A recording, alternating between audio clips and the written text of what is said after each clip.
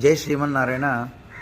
ఏలినాటి శని ప్రభావం తగ్గించుకోవాలంటే ఏమైనా పరిహారాలు చెప్పండి అని చాలా కామెంట్లు అడుగుతున్నారు. ఫస్ట్ వచ్చేటప్పటికి ఉపవాసం చెయ్యండి. ఆ రోజు కటిక ఉపవాసం అవసరం లేదు. ఒక పూట భోజనం చేసి ఒక పూట టిఫిన్ చేయొద్దు, 2 పూట్ల భోజనం చేయొద్దు అంతే.